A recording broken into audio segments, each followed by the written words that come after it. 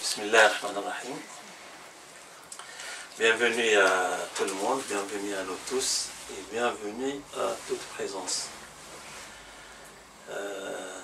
Donc l'intervention d'aujourd'hui, elle émane d'un contexte de questionnement ou d'interrogation autour du Coran. Sur la clarté et, je ne dirais pas l'ambiguïté, parce que c'est un mot qui porte confusion, mais moi j'ai choisi complexité.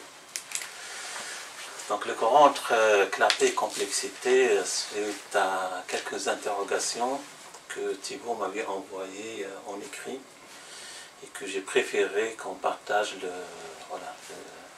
le moment ensemble pour répondre. Donc à l'accoutumée, comme le souhaite aussi Céline, qu'on salue de Turquie. Donc elle vous salue tous et donc elle insiste sur l'enregistrement et elle insiste sur que les chants accompagnent aussi la conférence parce que ça porte une autre dimension. Et c'est vrai, c'est la dimension du cœur. Le chant, il adoucit un peu la perception et il ouvre d'autres perceptions que ce que le mental nous présente. Donc on va commencer par un chant et après l'intervention, après un chant, après l'intervention, jusqu'à... Donc j'ai choisi le premier poème qui est un poème magnifique, donc de Sidi El-Khdar Ben Khlouf. Sidi El-Khdar Ben Khlouf qui est donc enterré, un saint soufi, un des saints patrons du Maghreb, un des saints patrons de Mostaganem, un des saints patrons de l'Algérie, un des grands poètes de ce qu'on appelle la poésie populaire algérienne. Et une grande partie de ces chants, on le retrouve dans Chali, dans l'Andalousie, dans le chant, le Malouf. Donc on retrouve ces poèmes donc, dans tout le Maghreb, Tunisie, Algérie et Maroc. Donc on va commencer par son poème. C'est un poème magnifique, mais il s'apprête au début parce qu'il parle il parle du prophète, parce que lui il est connu par ces poèmes qui font l'éloge de la lumière prophétique. Et il parle le commencement par Bismillah. Donc par le nom de Dieu, comme on va le voir sur les au nom de ton Seigneur. Donc on va commencer le poème qui est un très beau poème chanté dans différentes modes. On va essayer de chanter un peu proche entre le bédouin et l'andalou un peu. Donc il disait, on va choisir des passages.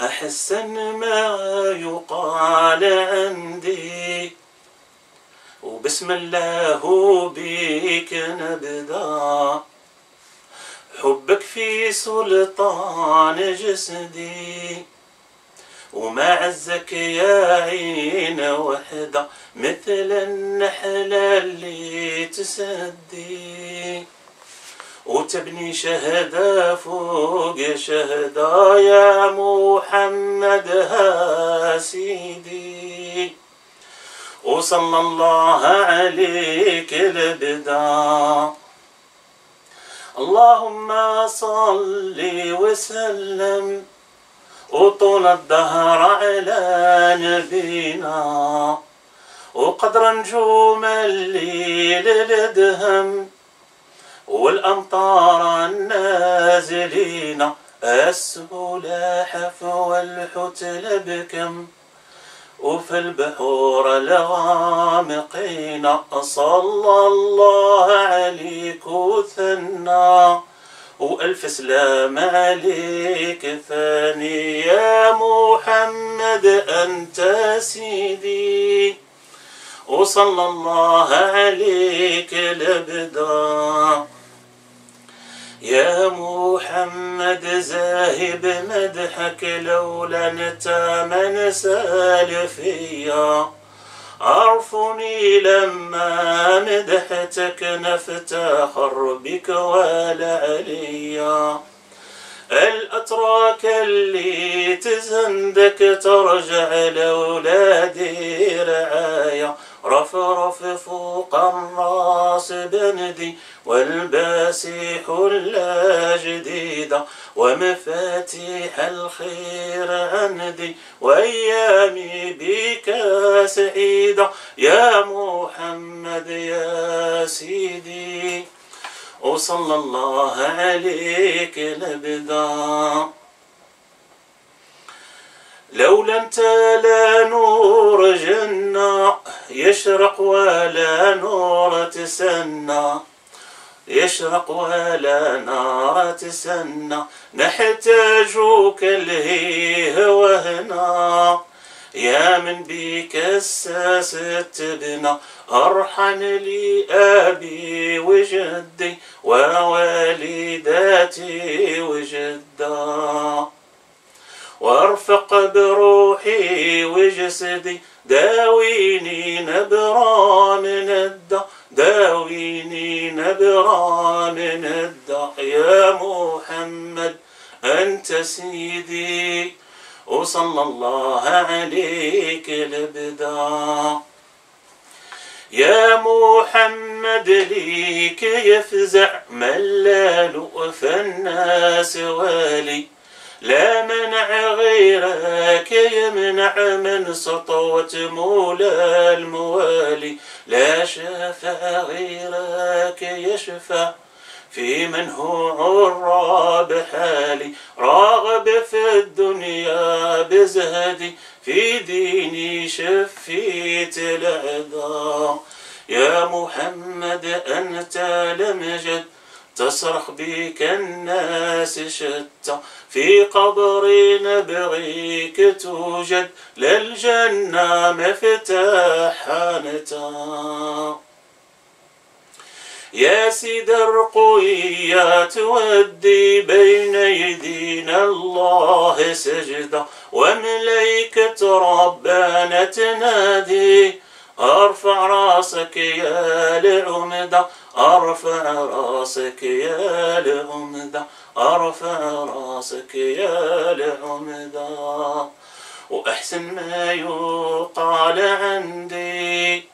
بسم الله وبيك نبدأ حبك في سلطان جسدي ما عزك يا عين وحدا مثل النحلة اللي تسدي تبني شهدة فوق شهدة يا محمد أنت سيدي وصلى الله عليك الابدا صلى الله عليك الابدا.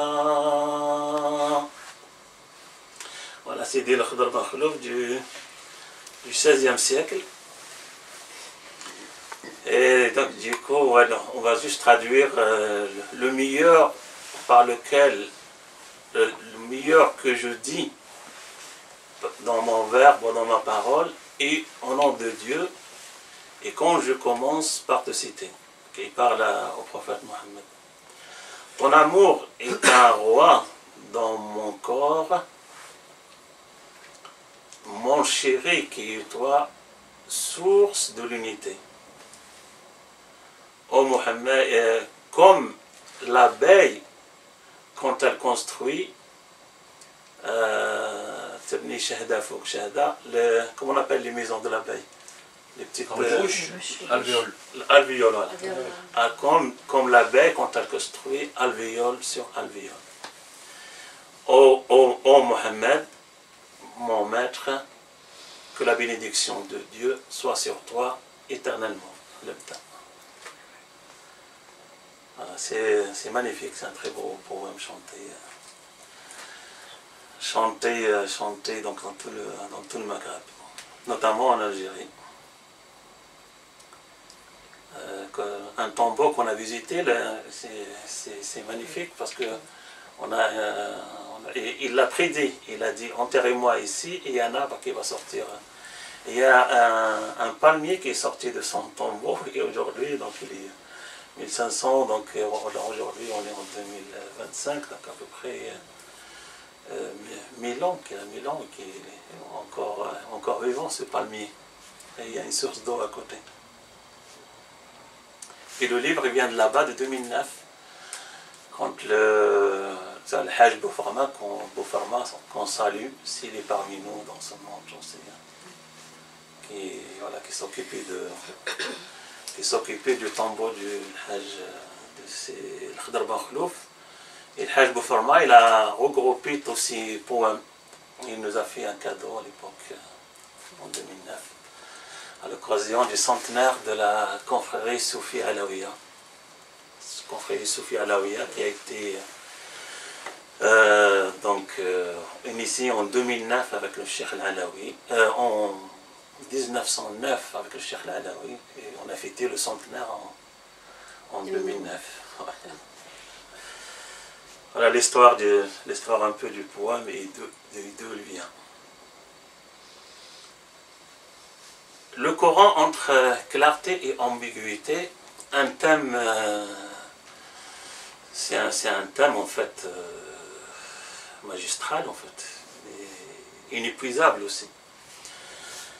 Le Coran, ce livre sacré des musulmans, qui fait partie des livres sacrés que l'humanité a reçus,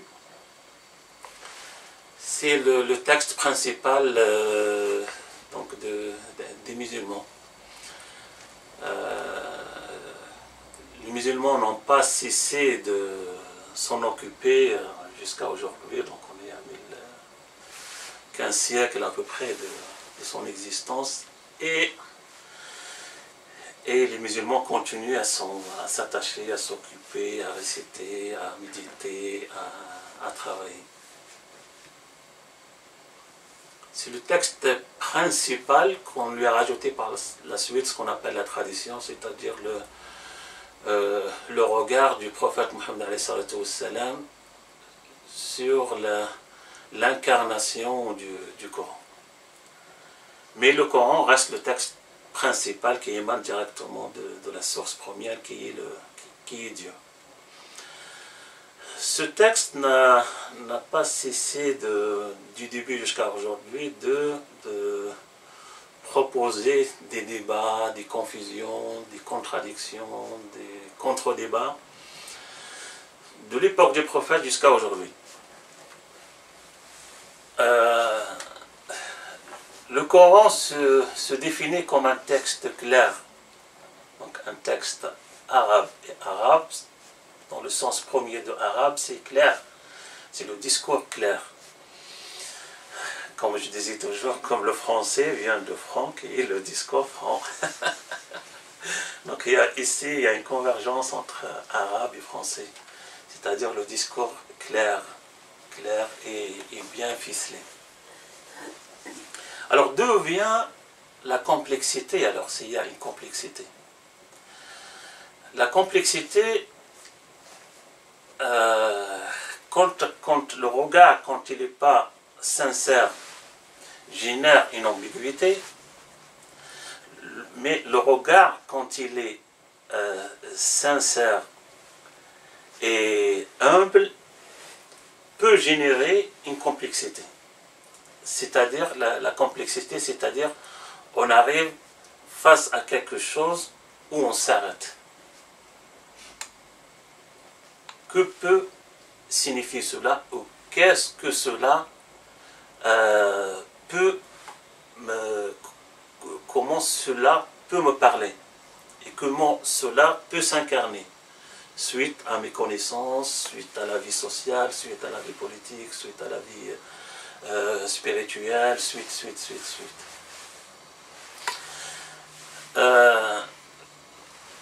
Donc, les premiers Arabes n'ont pas trouvé de complexité et de confusion dans le texte. Et les Arabes de l'époque du prophète on définit le Coran par un discours, comme si c'était un discours clair, au-dessus de tout discours rhétorique. Au-dessus, c'est-à-dire supérieur à tous les autres discours que l'Arabie a connus à l'époque. Mais comme vous le savez peut-être, les Arabes de l'époque, ils avaient leur seul trésor et devise, c'est la langue. C'est l'expression rhétorique. Notamment à travers leur expression artistique principale de l'époque, qui est la poésie. Et on a vu aussi donc, quelques discours en prose aussi qui se sont installés. Donc les Arabes de l'époque l'ont considéré comme un discours supérieur, mais il constituait un danger sur la situation politique et des instances du pouvoir de l'époque. Donc ils ont cherché à le qualifier par d'autres choses. Et cette autre chose, ça a été cité dans le Coran, donc c'est pas quelque chose de nouveau. Comme quoi c'est un texte qui émane, qui compile magie et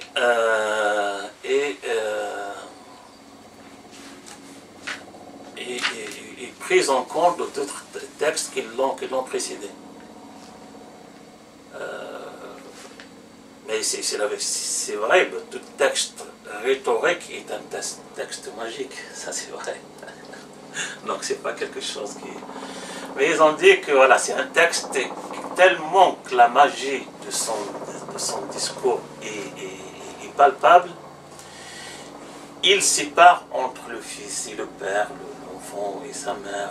Donc il crée une division. C'est le discours aussi qu'on trouve aussi dans la Bible par rapport à Isa alayhi salam. Et c'est un discours aussi qui, comme le Coran est un discours qui se considère dans la continuité du discours de Sidna Isa alayhi salam, donc Jésus, Moïse, Abraham, donc on retrouve des similitudes sur certains passages qui sont dans ces traditions-là.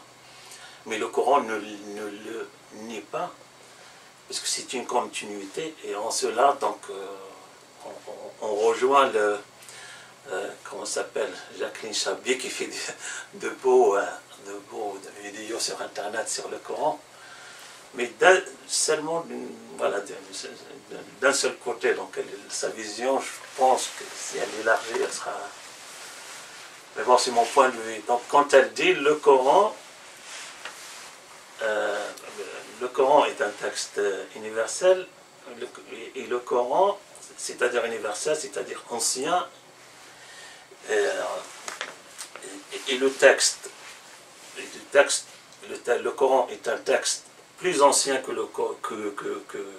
Mohammed, et aussi il est contemporain de Mohammed. Et après elle dit, le Coran lui-même le dit, que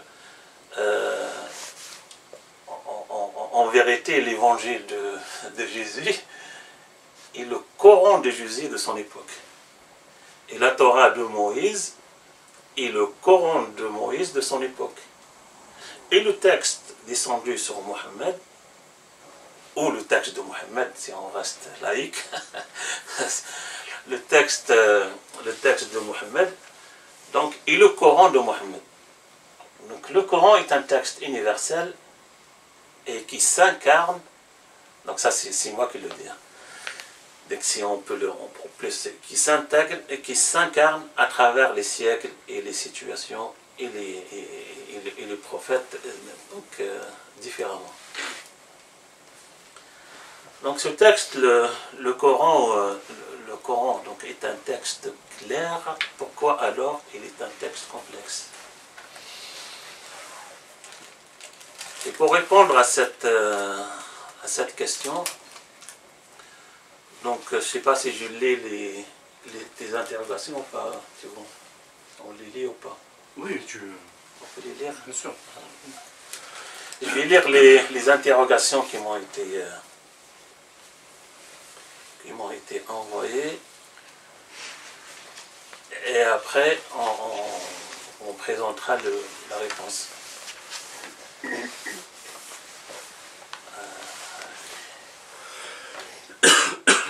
Donc, le discours, poème du Cheikh Al-Alaoui et celui du Cheikh Bentounas sont clairs et limpides. Mais ma compréhension du Coran m'est parfois compliquée. Et je n'en saisis pas toujours le sens. Le contexte historique en est une explication, je rajoute moi peut-être. Dans la sourate Al-Waqi'a, donc c'est la sourate 56 qu'on récite dans le Coran, dans le Wird, parle-t-on de l'ici et de le maintenant ou de la fin des temps et ou de la vie après la mort? Est-ce une image ou une vérité à prendre telle qu'elle est écrite? Je pose cette question car je sais que dans le Coran, il y a toujours un sens littéral et un sens caché. Aussi, il y a plusieurs sens et de degrés de profondeur. Pourquoi Allah nous donne la version la plus littérale sans rentrer en détail dans le sens profond?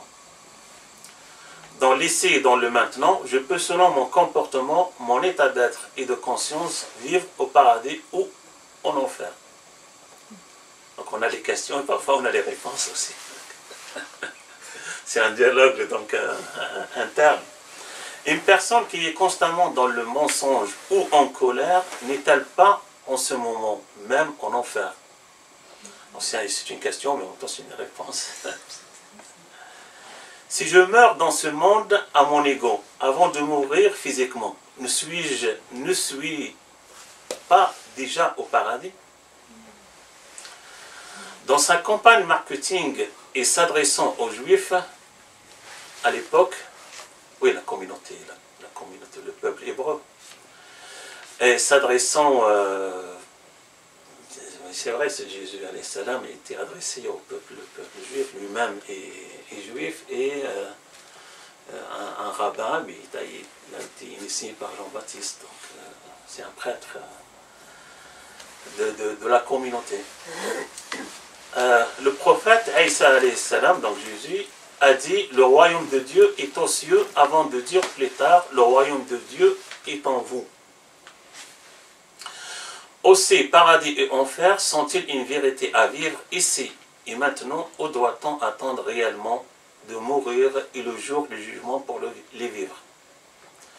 Si la vérité est à vivre dans ce monde, pourquoi Dieu n'a-t-il pas appelé à plus de conscience plutôt que de parler de jugement dans une vie dans l'au-delà? Le Cheikh Bentounas parle d'une lecture par temps Seigneur et non d'une lecture égocentrique et individuelle. Mais de quel contenu parlons-nous? Celle de la révélation des sourates, celle du regard intérieur, celle de la contemplation de l'existence, celle de chacune de nos pensées égocentriques avec attention. Je te remercie. Donc ces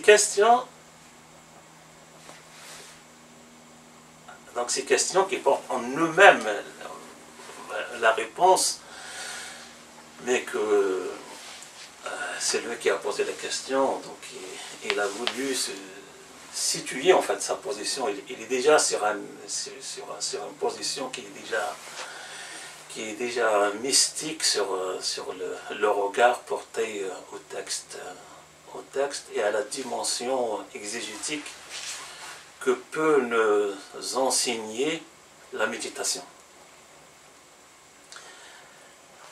Mais je préférais, avec nous aujourd'hui, élargir le champ et parler du Coran.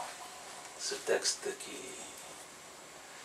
qui nous impressionne tant et parfois qui nous pose aussi des problématiques tant aussi.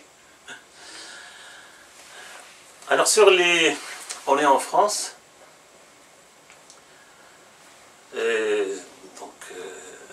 alhamdoulilah, donc le champ de l'expression, de l'étude, donc est libre. Donc, et on a des chercheurs, des universitaires qui s'intéressent à la question du Coran. mais chacun à partir d'un point de vue de la spécialité. Parce que, voilà, ce qui me pose parfois, moi, quelques complexités, si on peut dire. Complexité à... Donc toujours le regard, quand il est plus large, il est plus porteur de vérité et de sens. Donc on a des chercheurs qui s'intéressent, donc et du coup, comme on aime bien en France, donc voilà, l'ambiguïté, donc on a le Coran des historiens, le Coran des pierres, on a le Coran des manuscrits, on a le Coran de la Mecque, on a le Coran de Médine, on a le Coran de la Révélation, enfin de la chronique de Révélation, et chacun s'intéresse au Coran de son point de vue.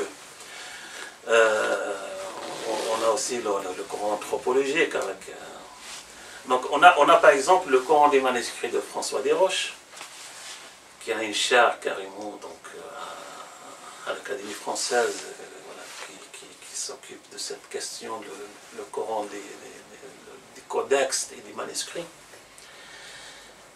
Et il a un petit livre qui s'appelle donc le Coran, où il présente un peu ses recherches.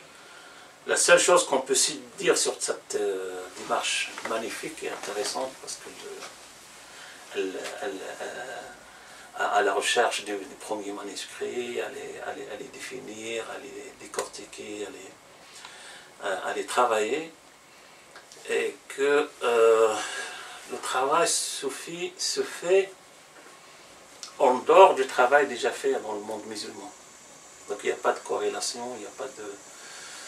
On ne trouve pas de... Malgré qu'on a de nos chercheurs dans le monde arabe et musulman, dans les universités arabes et musulmanes, qui s'intéressent aussi au même sujet, qu'ils ont avancé de leur côté. Donc je concède que voilà, qu'on soit plus large. Donc le point qu'il faut quand on lit François Desroches, c'est s'interroger est-ce qu'il n'y a pas une continuité ou quelque chose qui peut compléter dans le monde arabe et musulman et s'intéresser à cette approche. On a l'approche de Amir Mouazzi qui dans le Coran des historiens et qui a carrément aussi donc, un laboratoire de recherche autour de cette question, mais qui reste aussi donc, une question, et c'est lui-même qui a écrit, enfin qui a collaboré, qui a sous sa direction donc le dictionnaire du Coran. Avec cette image, par exemple, qui est sur le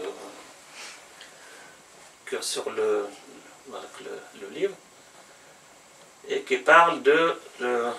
c'est un feuille du Coran. Malheureusement, malgré le travail magnifique qui est fait par des grands chercheurs à l'intérieur, on ne trouve pas, par exemple, d'indication sur le... On n'a pas de ce qu'ils appellent le compte de l'image. On n'a aucune indication à l'intérieur du livre. Cette image, qu'est-ce qu'elle représente? Elle vient d'où? Et pourquoi? Et elle est très proche de l'image qu'on retrouve dans l'affiche qu'on avait, que Aïssa Ouanji nous a fait du Coran, où on trouve le Coran avec ce qu'on appelle le khat al-koufik, avec l'écriture, la calligraphie koufik, mais où il n'y a pas les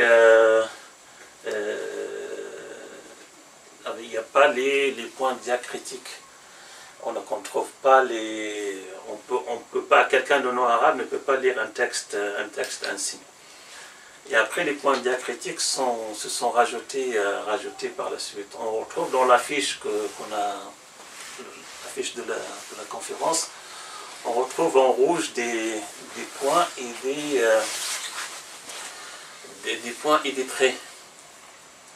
Et c'est très donc, primitif. Donc je trouve que c'est dommage. Quelques points comme ça qui laissent un peu le travail inachevé.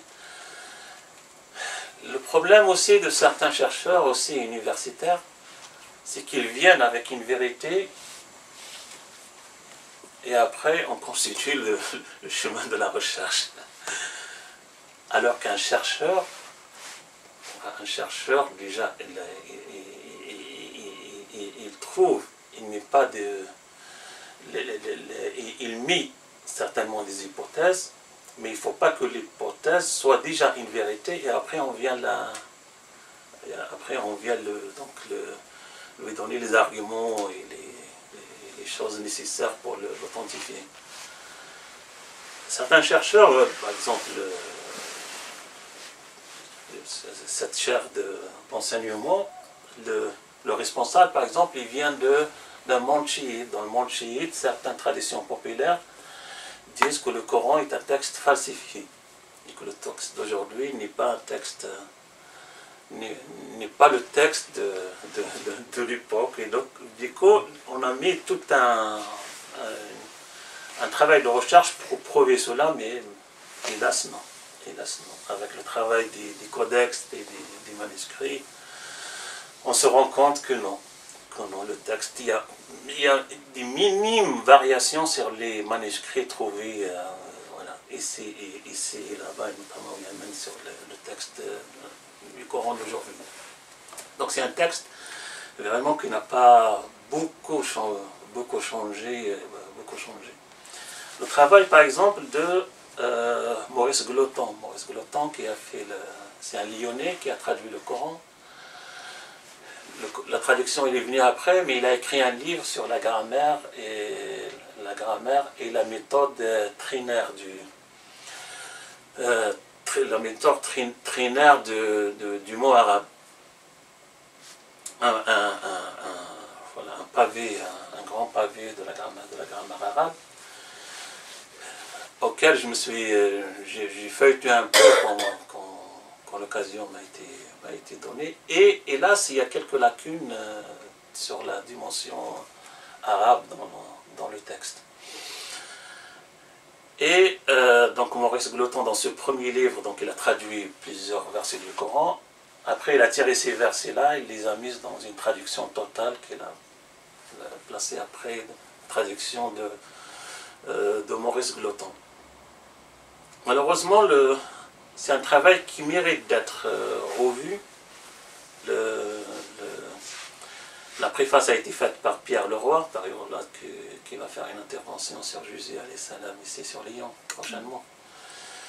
Et moi je conseille à Pierre Leroy, comme il est un chercheur universitaire et qui encadre des doctorants, qui soit fait une recherche plus appropriée autour de ce livre et la traduction de Maurice Gloton à revoir.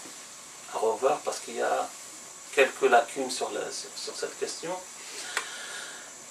D'autant que la méthode trinaire ne constitue pas une exégèse fiable du Coran.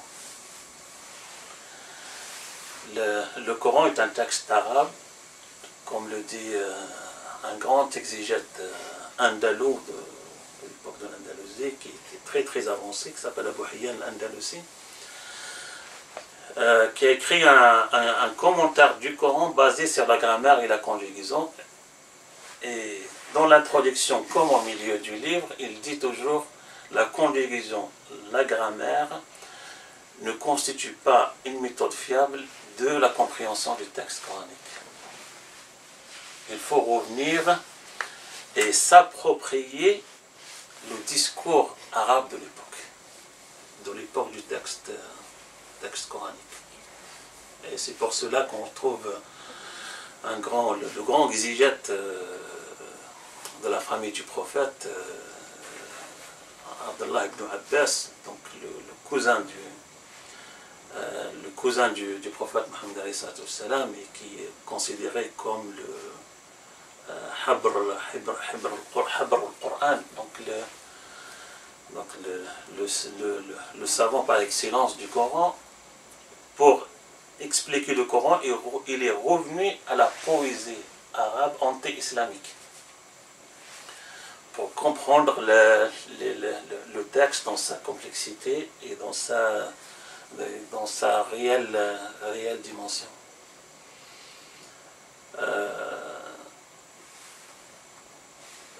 on a du travail sur ce chemin-là, et ce travail-là de la méthode Trainer aussi, il est posé par aussi, qui est très, en fait, c'est la globalité de son travail, se base sur ça, comment s'appelle Jacqueline Chappé.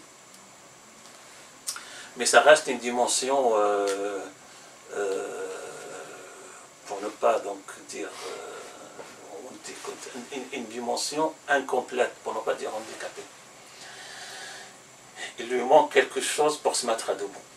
Et cette chose pour se mettre à debout, c'est l'appropriation du langage arabique de l'époque.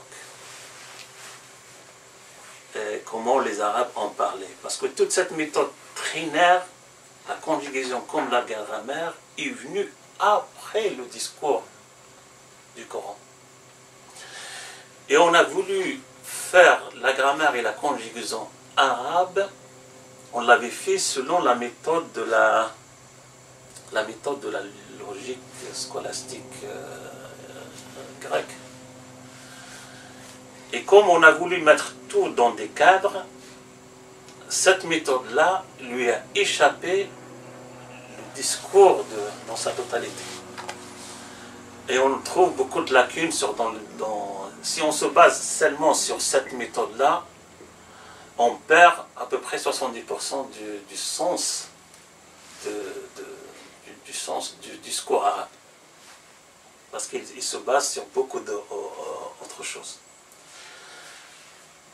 On a le travail de Frédéric Imbert qui travaille sur le Coran des pierres. C'est un magnifique chemin de travail. Le Coran des pierres, c'est une nouvelle piste de recherche qui se présente à travers l'archéologie. Et on a retrouvé des rochers en Arabie, dans toute l'Arabie, où le Coran est inscrit et écrit et gravé sur ces rochers-là.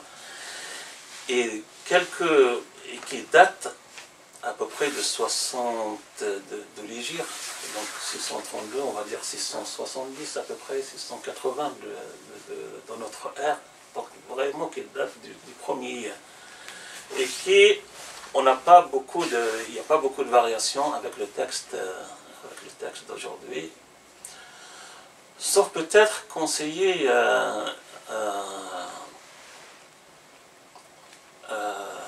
à ce domaine de recherche, donc toujours c'est élargir l'approche. La pierre et la gravure qu'elle nous présente, certainement est quelque chose de magnifique, mais l'élargir au champ culturel du monde arabo-musulman de l'époque. Je dis ça pourquoi?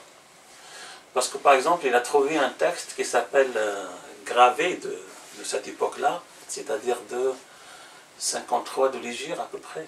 Il a trouvé Allahu Akbar kabira, walhamdulillahi kathira, wa subhanallahi bukratan wa asila. Il a trouvé cette formule gravée dans une pierre et il a pensé que c'est du Coran. Et du coup, il y avait la proposition qu'il y avait des versets du Coran qui ont sauté ou qui ont été... alors que dans la tradition, c'est une formule donc, qui a été dite par un bédouin derrière le prophète, et le prophète l'a affirmée. Il a dit, c'est qui a dit cette formule-là? Le bédouin. Donc, Allahu Akbar wa kabira, donc Dieu est grand et grand Dieu, si on peut dire. Alhamdulillahi kathira, louange à Dieu, beaucoup de louanges à Dieu. Subhanallahi bukratan wa asila, et gloire à Dieu matin et soir. C'est la formule, et comme elle est bien ficelée, magnifiquement ficelée, on pense que c'est du Coran, alors que non, c'est pas du Coran.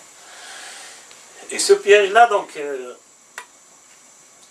les chercheurs en Occident comme en Orient il doit y avoir des chaires et des académies qui font le travail de...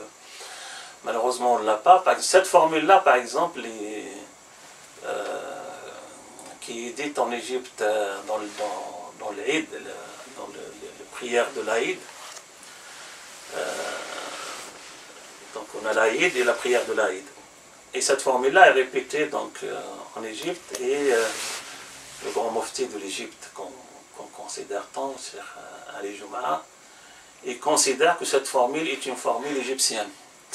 C'est un grand soufi, un grand saint aussi, un grand savant, mais qui aime beaucoup s'empiler. Il aime bien attribuer les choses. Il l'a attribué aux Égyptiens. Ça devient du nationalisme. Oui, pour ne pas dire cela. Pour ne pas dire cela.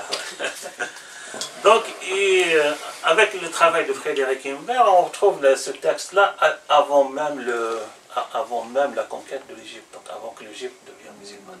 C'était ce texte ici. 1953, l'Égypte a été conquis, on dit conquis, mais ce n'est pas le mot adapté, a rejoint la communauté de Médine, parce qu'à l'époque c'était des alliances entre la ville de Médine et les différentes tribus, communautés, villes de l'époque. Donc ça a été, l'alliance a été faite en 1954, et l'alliance, c'est un magnifique pacte aussi qu'il faut revenir, les chrétiens d'Égypte qui ont accepté le message de la protection de la ville de Médine, parce qu'ils n'hésitaient pas bien sous la domination romaine de l'époque. Voilà, sur celle-là, on m'a envoyé aussi une chaîne YouTube qui s'appelle Esprit 2.0. Mounir m'a envoyé hier ou avant-hier, m'a envoyé une vidéo qui s'appelle Le sens ésotérique du Coran. Et le début de son travail, après quand j'ai regardé un peu la chaîne, donc elle parle de toutes les spiritualités, mais elle a 3-4 vidéos sur la mystique et le sens ésotérique des versets coraniques. Pour moi, après, quand j'ai consulté, le travail reste un peu à l'empresse, un peu va-vite. On va vite. Donc il manque un peu de consistance, et de saveur, de science et de savoir. Alors qu'est-ce qu'il a fait Esprit, par exemple, dans le sens ésotérique du Coran? Donc déjà la personne ne connaît pas l'arabe. Elle a retrouvé sur Internet un site qui regroupe plusieurs traductions du Coran. Et le verset qu'il voulait l'interpréter ésotériquement, c'est le verset de la lumière, de la sourate de la lumière, le verset de la lumière dans la sourate de la lumière. Et du coup, il a retrouvé le texte selon plusieurs traductions. Et après, il a composé son analyse. Et du coup, il a faussé toute la démarche, la démarche savoureuse et scientifique aussi de la chose. Parce que quand on travaille la terminologie à partir du sens premier du mot, ou du mot premier. Par exemple, si on peut travailler sur tous les chercheurs le font. En tout cas, si on veut travailler sur le sens premier de la Bible, on revient certainement au premier manuscrit grec ou hébreu de l'Ancien Testament. Et à partir de là, on travaille le terme. Ce n'est pas à partir du terme qui est dans la Bible française, allemande, parce qu'il fausse, il renvoie à d'autres cultures, à d'autres... Malheureusement, le travail a été fait comme ça, et sur cette méthode, il a basé toute sa recherche. J'étais confronté aussi à un certain moment à une personne qui, sur la sourate 56, ne connaissant pas l'arabe, la personne a regroupé 5-6 traductions et a compilé un texte de la sourate 56 à partir de ces 5 traductions. Et qui nous a présenté et que voilà, j'ai pas approuvé. Pourquoi? Parce que une traduction, c'est une approche. Donc il faut garder une seule traduction dans le champ du savoir. Par contre, on peut lire plusieurs traductions pour élargir notre compréhension. Mais pour faire un travail de recherche, et un travail de recherche un peu grand, mais un travail sérieux, et il faut revenir au texte premier. Et on a les moyens aujourd'hui, même si on connaît peu de l'arabe. Donc voilà un peu les lacunes et les choses qu'on peut rencontrer à travers les champs de recherche et les approches qu'on retrouve ici en France.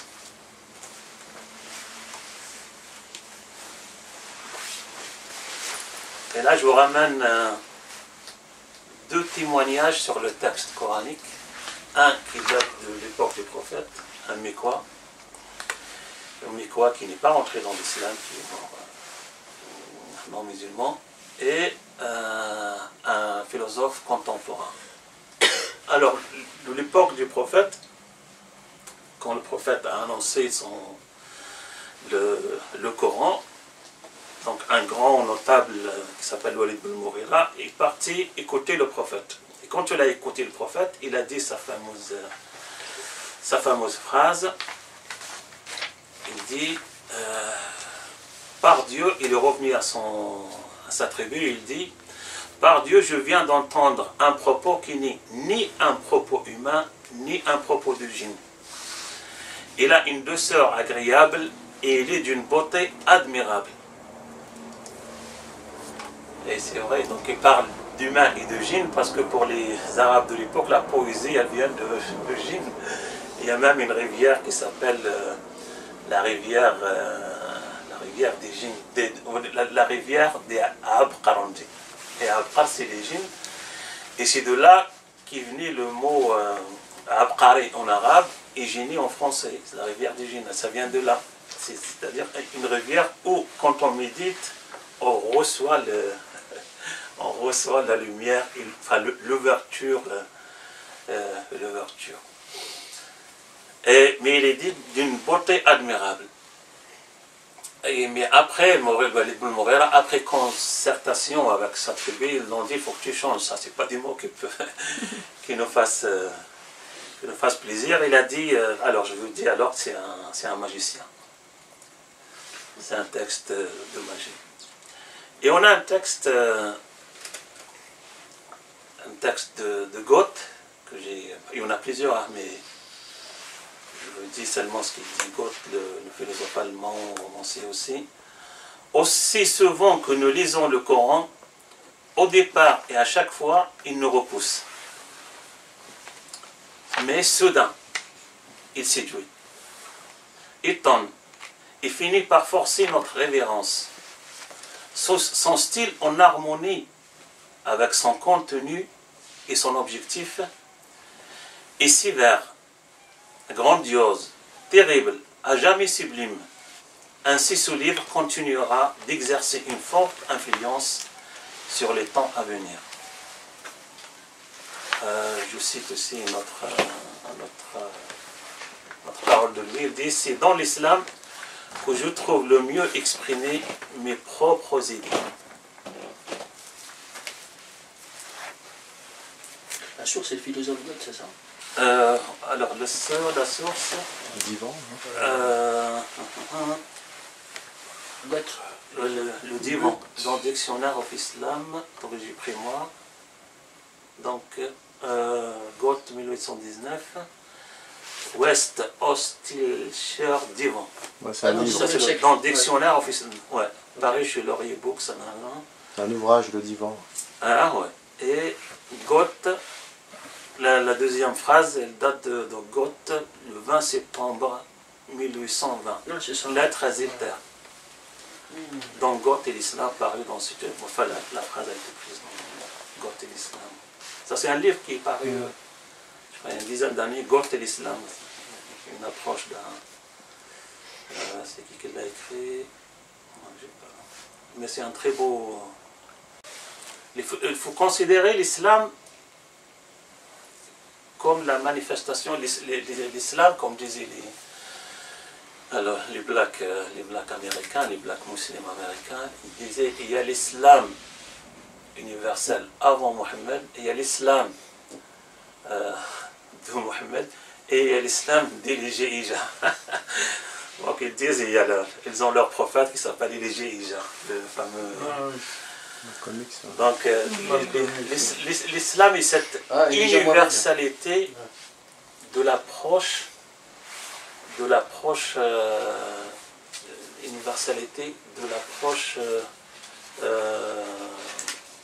équilibrée entre l'âme, l'esprit et la vie, entre la terre et le ciel, entre l'intérieur et l'extérieur, entre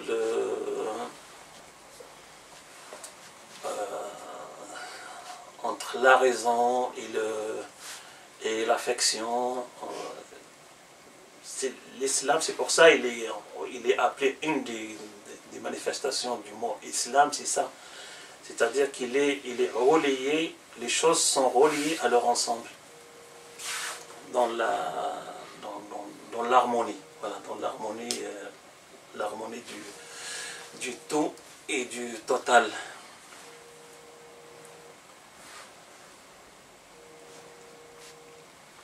Il faut considérer aussi que la plupart une grande partie des philosophes des Lumières étaient subjugués par le Coran et l'islam. Oui, tous les philosophes des Lumières étaient, ainsi dire, musulmans dans l'esprit. Ils avaient une certaine approche de l'islam qui leur permet. En fait, l'islam leur a permis de se détacher une certaine liberté vis-à-vis du culte imposé à l'époque. On retrouve énormément de philosophes des Lumières. Il y a des études qui sont sorties, des théologiens et des philosophes. On a des théologiens aussi, le protestantisme aussi, il est né de cette approche. Et il y avait une branche vraiment unitaire il y avait trois grands groupes dans la réforme, si on peut dire.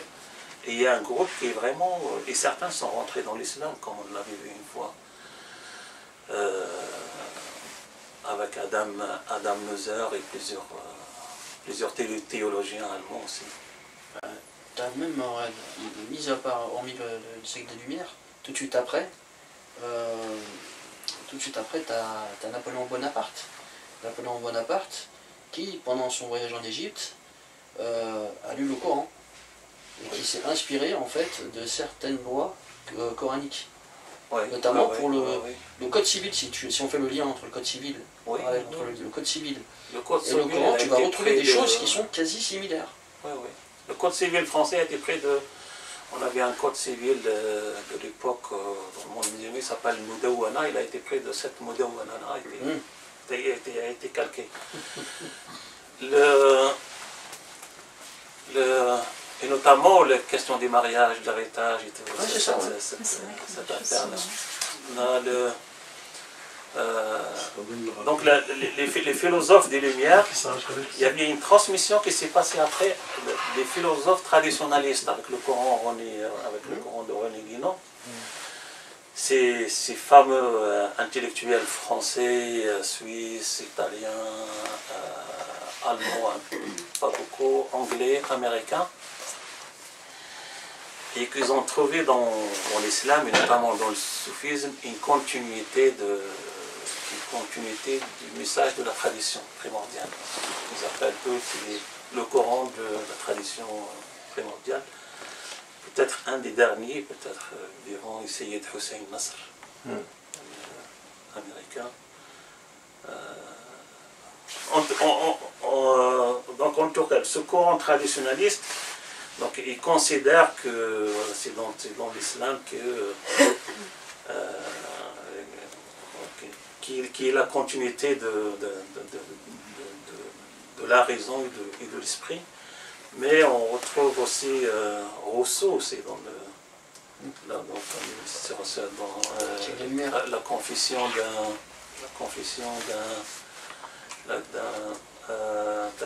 je retrouve le livre, la confession d'un prêtre savoyard à peu près, je crois. Rousseau, où il parle de la religion primordiale, et la religion primordiale, la religion naturelle.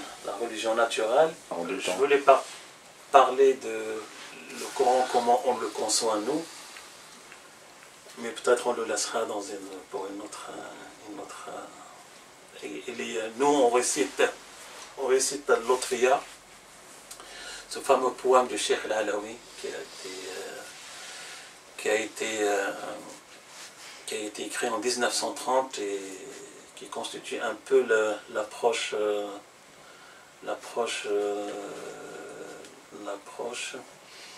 expérimentale et affective au Coran par le grand saint du XXe siècle, Cheikh Ahmed ibn Mustafa Al-Alawi. C'est un très beau texte qu'on retrouve aussi sur internet à l'Otfiya et qu'on le récite parfois nous dans nos chants. C'est un poème.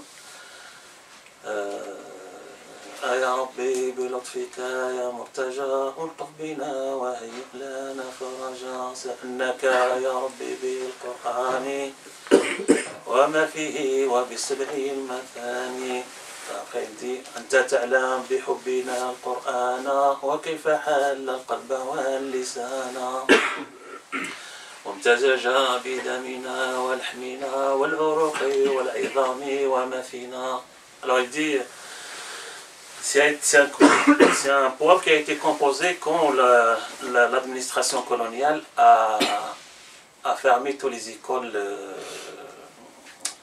locales, qui étaient des écoles locales coraniques, dans toute l'Algérie. Du coup, Cheikh Al-Alawi, il a écrit ce poème-là.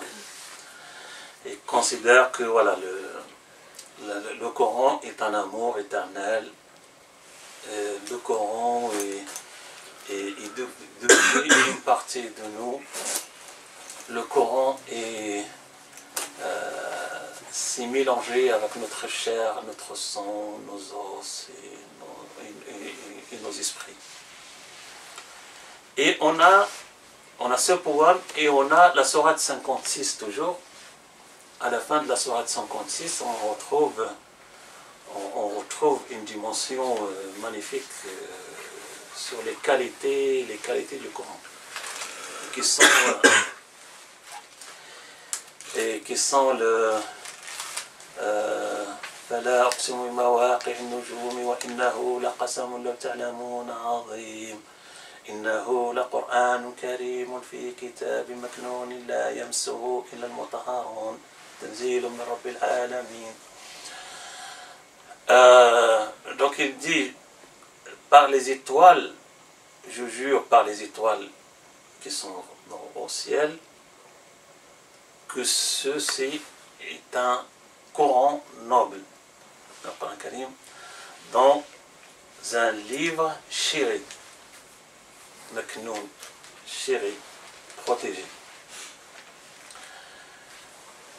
Il ne le touche que celui ou ceux qui sont purifiés.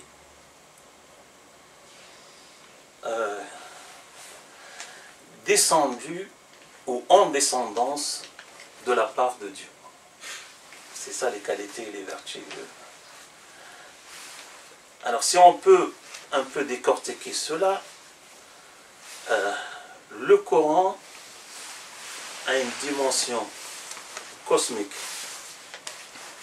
Le Coran est semblable aux étoiles qui sont au ciel. Et sa descendance sur le prophète aussi est une descendance étoilée. C'est-à-dire c'est des lumières spécifiques qui sont descendues à travers 20 années de la prophétie à peu près. De 613 on va dire à 633 à peu près. Ou de 612 à 632 selon les historiens.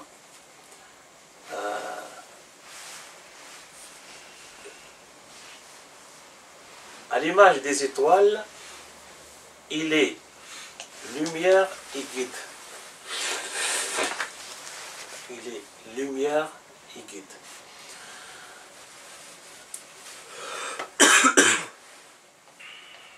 Il est noble ou il est généreux, Karim. Parce que Karim, selon la situation, il est noble et il est généreux. Pour le Coran, il est les deux.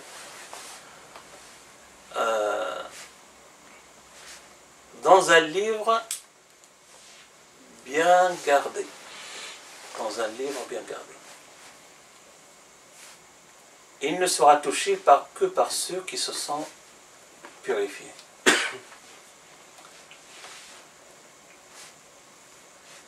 Et là, on revient à la dimension exégétique du Coran. On a le Coran qui est comme les chercheurs ici qui disent, on a le Coran des historiens, le Coran des anthropologues, le Coran des pierres, le Coran des codex. Ben nous aussi on a quelque chose qui ressemble à ça. On a le Coran qui est la parole de Dieu. On a le Coran, la parole de Dieu est descendue dans la table bien gardée, le Coran de la table bien gardée, Lawh al-Mahfuz. On a le Coran qui est descendu au premier ciel. C'est le Coran des étoiles. Et on a le Coran du cœur de Mohammed qui est descendu une seule fois sur le cœur de Mohammed. Et on a le Coran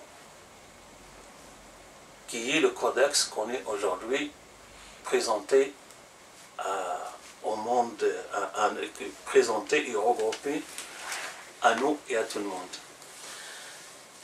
Et à chaque dimension du Coran,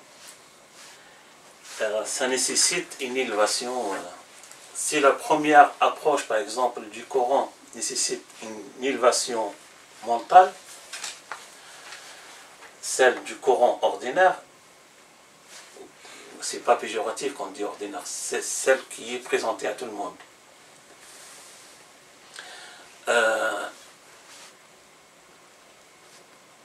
Le Coran du cœur de Mohammed nécessite une élévation spirituelle.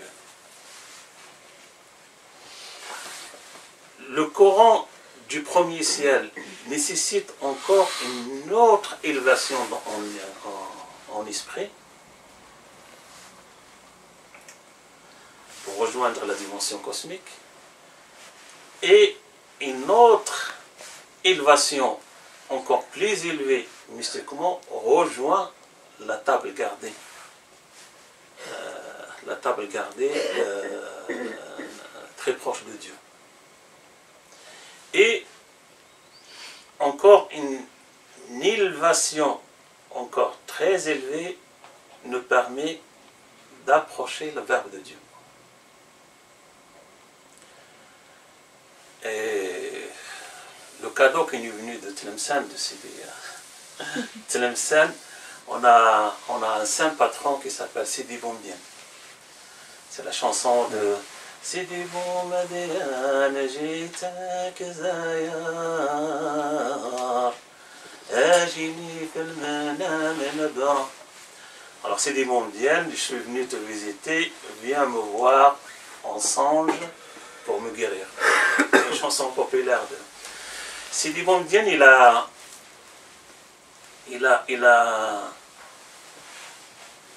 vécu à l'époque des croisades. Il est même parti à Jérusalem pour défendre Jérusalem du côté musulman. Et il en a laissé un bras qui est enterré là-bas à côté du mur de la lamentation. Et ce mur de lamentation a été bâti par cette communauté maghrébine de Sidi Boumedienne. De Sidi Boumedienne. L'ironie du sort. Ouais. Donc Sidi Boumedienne a la... Oui, je dois raconter un mot. Sidi Boumedienne qui nous a envoyé le gâteau de Tlemcen. Je pensais que tu l'as dit. Je voulais rapporter deux sagesses de Sidi Boumedienne. La première sagesse, elle dit alors je l'ai dit en arabe parce qu'elle est belle, la sonorité. Al-Qur'an nuzulun wa tanzil, fal-nuzulu wa tanzilu baqiyan ila yawm al-qiyamah. Donc le Coran est une descente et une descendance. La descente comme la descendance sont permanentes jusqu'au dernier jour. Et il dit l'aspirant ne soit ainsi, c'est-à-dire l'aspirant ne soit sur le chemin de la mystique que quand il trouve tout ce qu'il cherche dans le Coran. Mais en arabe, donc les mots ils ont sonorité approchée, donc ça suggère une certaine beauté. Donc Sidi Boumedienne, et c'est écrit dans le Coran et aussi chez il y a la descente et il y a la descendance du Coran. La descente, donc il est descendu sur nous, pour nous, et la descendance, c'est le flux. Si, pour remonter à la source, au verbe, on doit s'élever, le verbe de Dieu pour descendre, s'élever ou se purifier, le mot purification se détachait un peu de... Le verbe de Dieu pour descendre, il s'est densifié. Et d'un stade à un autre, quand il descend, il y a une certaine condensation spéciale qui descend avec. Donc le verbe de Dieu, que lui seul sait comment il est descendu dans la table gardée. Il est dans la table gardée, mais il est différent du verbe premier auprès de Dieu. Et le verbe de Dieu, ou le Coran qui est dans la table gardée, quand il est descendu au premier ciel, il est au premier ciel, mais il est différent de celui qui est au premier ciel parce que la condensation qui permet la jonction avec le monde qui lui convient est différente. Et quand il est descendu du premier ciel jusqu'au cœur du prophète, il y a une certaine pas différence, mais une certaine appréhension et convenance qui convient au cœur humain, à la saisie du cœur humain. Donc, du premier ciel, il est descendu sur le cœur de Mohammed, donc en esprit, et après, il est descendu du ciel comme Coran matérialisé, donc versets et verbes prononcés qu'on connaît aujourd'hui, aussi différents. Le Coran qui est descendu par exemple sur le cœur du prophète, c'est la totalité, c'est-à-dire toute la dimension océane, si on peut dire, c'est-à-dire l'immensité du sens inépuisable du Coran. Celle-là, elle est descendue sur le cœur du prophète. La condensation dans le verbe humain, elle est descendue sur 20 années, verset après verset, sourate après sourate. Et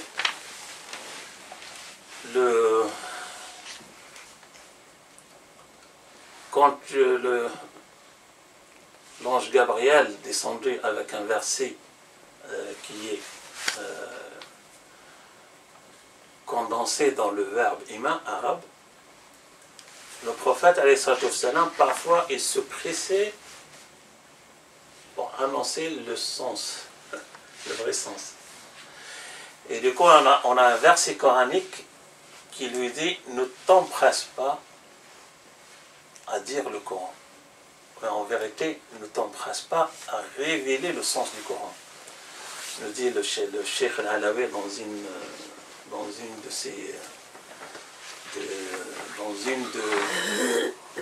de ses lettres.